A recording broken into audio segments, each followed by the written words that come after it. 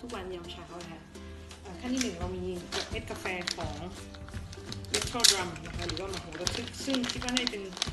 อยู่ภายใต้บริษัทวนัสนันนะคะอันนี้เป็นกาแฟที่เขาจะคั่วแล้วก็จะส่งในลิมปิงเชียงใหม่นะคะก็จะเป็นกาแฟหอมมากเพราะว่าอย่าง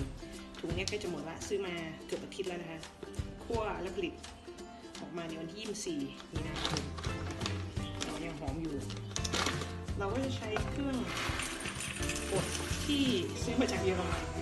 ตอนนั้นซื้อมา600 บาทแล้วก็ใส่กล่องเป็นลาวาซ่ากาแฟหมดละ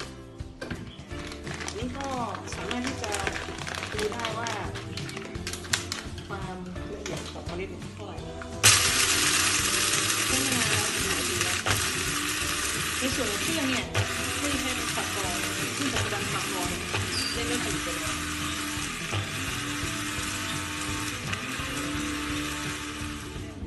เมื่อเราทำการบดจนได้ขนาดของเมล็ดเนี่ยที่พอดีแล้วนะคะก็เป็นการใส่เป็นกล่องบดครั้งนึงเนี่ยจะใช้ได้ประมาณ2 วัน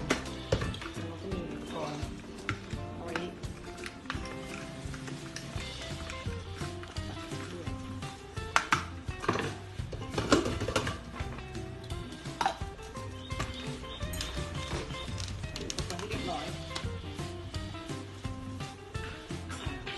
หลังจากนั้นจริงๆมีตัวนี้ด้วยเราก็ทำการใช้ก้านชงซึ่งเป็นขนาดสำหรับบ้านเรือนนะเบาๆไม่มีอะไรแล้วก็ทำการตักกาแฟใส่ในก้านชง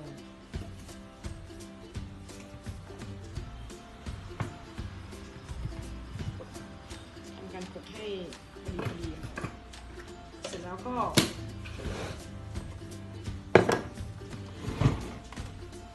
เปิดเครื่องนะคะซึ่งเครื่องนี้ก็ทำงานได้ไวมากคนมากรู้สึกว่าซื้อมาตั้งแต่ปี54เคยยกไปที่โรงแรมไปชมกับน้องอุ๋ย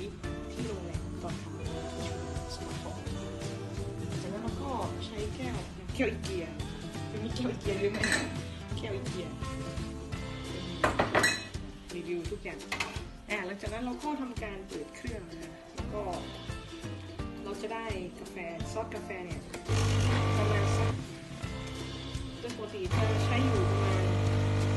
300 มิลลิลิตรนะคะ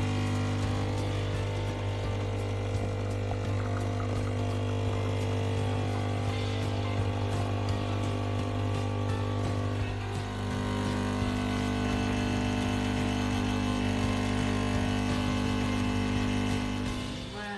มีครีมมากที่ชัดเจนนะคะหอมมากเลยทีเดียว